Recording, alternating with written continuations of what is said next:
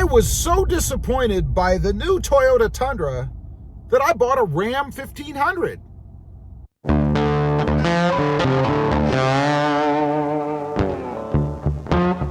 Well, good afternoon, everybody, and welcome back to RamBox FST. Real quick, if you haven't before, make sure you smash that subscribe button and click that notification bell so that you don't miss out on any upcoming videos. And that's right, I was so disappointed by the new Toyota Tundra, I bought a Ram 1500. We're sitting in it right now. Well, here's the story. You see, I have this channel, of course, and my intent was always to put the 2022 redesigned Toyota Tundra on it.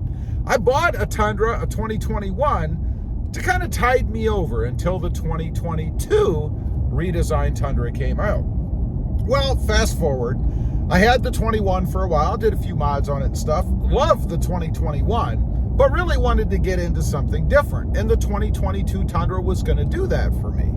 Well, it came out, and I went and test drove one. There's a video on the channel for that. I believe I'm the first one to have driven one in the Rio Grande Valley down here in South Texas. So I went and drove one. It was an off-road version. I think it was an SR5 off-road.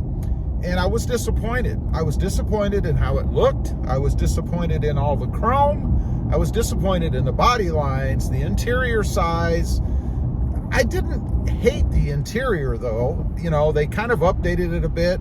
I didn't like the radio, and it wasn't even the big giant screen that they have. It was just a smaller version, but it still protrudes above the dash a little bit. Can't understand why they're doing that. Doesn't make a lot of sense to me to not integrate it like everybody else does. I mean, I'm riding in the Ram right now. It has an integrated radio, and they even have that bigger 12-inch screen, and it's integrated into the dash. There's no reason why Toyota couldn't have done it. I don't understand it. Some of the features that were on it, you know, it didn't have the opening tailgate where you kind of touch that reflector back there. I kind of thought that was going to be a standard thing. It wasn't. It wasn't at all on my truck, or the one that I test drove, I should say. And then let's get to the way it drove. The way it rode, it was fine. I mean, it rode okay. It was smooth, although I'll say the Ram 1500 is smoother. Just kind of glides along better, in my opinion. The power, it had awesome power from the takeoff. Can't deny that. Had plenty of torque. I won't say that it has more than my 5.7 V8 Hemi that I'm driving around in right now, but it was at least as equivalent, I guess. Seemed to be okay on the freeway. I mean, it took off okay, but didn't seem to have that extra oomph that the V8 gives you. And I like that extra oomph. I felt like I would have been giving up something going to the new Toyota Tundra, and I didn't want to do that. I didn't want to go backwards. You know, you never like to go or want to go backwards in your vehicles, because I have found, I've done this in the past, that when you do, you regret it. You miss it, and in my case, I don't have it very long. It doesn't last very long. So I definitely did not want to do that. And then there's the pricing. You know, the dealership that I went to, and I'm not faulting them for this. I mean, hey, it's a free country. It's free market. If you can get more money, then that's business. Business wants as much as business can get, right? That's just the nature of things. And if people buy it and continue to pay those prices, they're going to stick around. You might even see a permanent increase, because if enough people continue buying, well, the market is going to adjust. So that's a little tip out there. If you want those prices to go down, quit paying them. But anyway, there was a premium. It was a $10,000 premium. I mean, the truck was, I think it was $55,000 or $6,000 sticker. So that means I would have had to shell out $66,000 for a truck that I really wasn't even that enthused about. But there was one other thing that I had to consider. You know, I have the channel and I do this for a living. So I had to weigh my like or dislike for the truck and the pricing with what I thought it could do on the channel.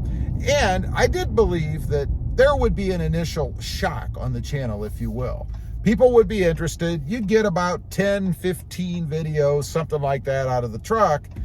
and then you'd be about done. And the reason for me that I would be done is because it is a brand new model, and there's really not a lot of aftermarket options out there for it. You could put a few things on, you know, the typical stuff, the throw-in bed mats, some floor mats, you know, and maybe a little bit of color accenting here or there, but that's it. And I didn't want to do that because I would be at a standstill. So that was another reason that I opted to not go for the 2022 Tundra. But the biggest reason is because I felt almost betrayed, I guess, by Toyota. You know, when it first came out that they were going to put this truck out, that they were going to have the redesigned Tundra, it was going to be world-changing. It was a world beater. It was going to be this awesome truck, better than everybody else. I don't think that happened. I mean, there's some neat features on the truck, and I think Toyota has joined the rest of the full-size truck market, but it's not a world beater. It doesn't have anything really about it that is superior to what's already out there. Now, some people are they're gonna kick in the old reliability thing, you know, but how can you say that the 2022 Tundra is reliable? I mean, you can base it on Toyota's reputation, and I certainly hope that it is. I don't wish any ill will towards Toyota on this new truck. I hope it's fantastic. I hope it does well for them, and I hope it is reliable.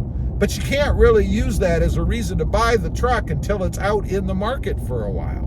There have already been some things that I would have been highly disappointed in had I bought that truck. Some radio glitches, a turbo problem, a back seat that somehow goes down by itself, and then this weird little nuance about the back seats. I experienced this on my test drive where you would get an alarm bell saying that the seat belts weren't fastened when there was nobody in the back seat. So we had to stop the truck, stop the test drive. The sales guy had to get out, buckle up the seat belts in the back so that that annoying chime would go away. That's just kind of a hiccup. I'm sure that's easily solved with a software update. Maybe it was something that should have been done, you know, on the check-in of the truck. I did go look at it right away. So I don't know that it had been through its checks and everything, you know, the pre-sale stuff that they do in the shop when they get these trucks in. So maybe that was the issue, but I would have not been happy had I gotten that truck and then had to leave it in the shop for a month, 2 months. I've heard of people that are waiting for parts for things, and Toyota is not willing to release them because they're putting them into new trucks so they can sell the new trucks because there is a high demand for them. That would have been even more disappointing for me. The Ram truck, I like Ram anyway. I've always said that Ram was the best looking truck out there. It is, in my opinion. So from an aesthetic standpoint, I didn't lose anything there. From a power standpoint, I didn't lose anything there. The features and everything are up to date. Everything works awesome. I've had no problems with this truck. 400 and some odd miles now. It's been spot on. And I know that's not a lot of miles. It'll take a lot more before I can really speak to its reliability. But so far, I'm very happy with it. I'm kind of glad that Toyota did disappoint me, because without that, I probably wouldn't have bought this truck. I would have bought the 2022 Tundra. So I guess I owe Toyota a little bit of gratitude for doing that. Anyway, I just wanted to get on here, kind of talk about that for a minute. You know, why did I buy the Ram 1500 versus the Tundra? I had talked many times on the channel about getting the Tundra, but in the end, it was just too disappointing for me to spend my money on. Leave a comment. Let me know. Are you in the same boat? Were you really looking forward to that redesigned Tundra? And then once you saw it and saw what the pricing was and all that good stuff, you decided it wasn't the truck for you? I'd be curious to know. Also, don't forget, if you didn't at the beginning, go ahead right now, smash that subscribe button and click that notification bell so that you don't miss out on any upcoming videos. I also have 2 additional channels. Rob Motive, all about the awesome 2021 Toyota Tacoma,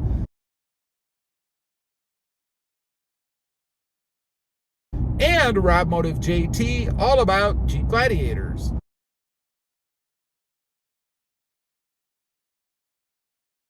Check them out, and if you're interested, why not subscribe? Thanks for watching. Stay safe out there. Bye.